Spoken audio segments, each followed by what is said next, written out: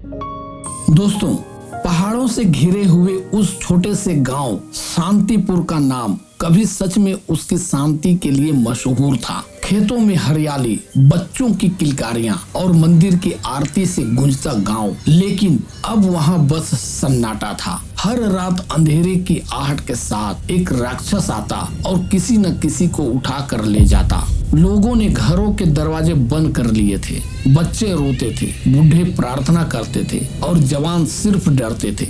डर ने गांव को बांध रखा था। इन्हीं दिनों गर्मी की छुट्टियों में एक छात्र विजय, जो शहर में पढ़ता था, अपने नाना जी के पास गांव आया। लेकिन जैसे ही गांव में कदम रखा, उसे अजीब महसूस हुआ। गांव वीरान था, रास्ते खाली, मंदिर का घंटा तक नहीं बज रहा था। विजय ने चौंकते हुए नाना जी से पूछा, नाना जी, ये क्या, गांव में सब ऐसे छिपे क्यों है? नाना जी ने गहरी सांस लेते हुए कहा, बेटा, यहाँ अब अंधेरा ही शासन करता है। हर रात एक राक्षस आता है और किसी न किसी को उठा कर ले जाता है। विजय हैरान रह गया। वो शहर का पढ़ा लिखा लड़का था, मगर राक्षस जैसी बातें सुनकर भी डरने के बजाय सोचने लगा।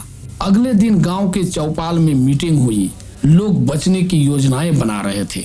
कोई पलायन करने की बात कर रहे थे तो कोई जंगल में छिपने की सलाह दे रहे थे। तभी विजय वहां पहुंचा। उसने शांत लेकिन गंभीर आवाज में कहा, आप सब डर से भागने की बात कर रहे हैं, लेकिन कभी सोचा है अगर हम इस डर से लड़े तो क्या होगा? गांव वाले हैरान रह जाते हैं। क्या उस विकराल राक्षस से लड़ना? वो तो इतना बड़ा है कि उसकी परछाई ही दिल दहला देता है। विजय मुस्कुराते हुए कहा, तो फिर उसका बड़ा होना हमारा ही फायदा है। उसका निशाना चुकना आसान भी नहीं होगा। दूसरे दिन तैयारी के साथ विजय ने अपने पुराने खिलौने के बीच से एक मजबूत गुलेल निकाली और उसमें खास किस्म के पत्थर लगाए, नुकीले और भारी। रात को जब गांव वाले घरों में छिपे थे, विजय मंदिर की सीढ़ियों पर छिपा बैठा था, अपने शिकार का इंतजार करता हुआ।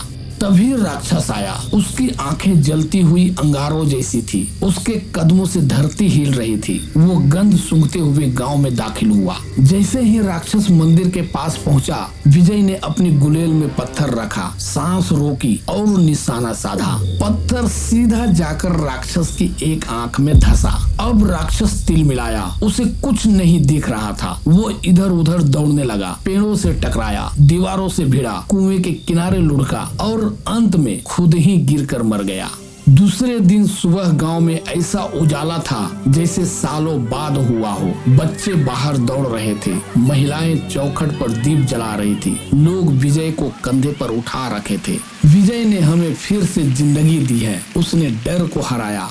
दोस्तों, विजय ने गांव को सिर्फ एक राक्षस से नहीं बचाया, बल्कि उस नजरिए से बचाया जिसने उन्हें केवल डरना सिखाया था। डर का कोई आकार नहीं होता, वह हमारी सोच में होता है। कभी कभी हल तलवार नहीं, बस एक सोच और साहस होती है। धन्यवाद।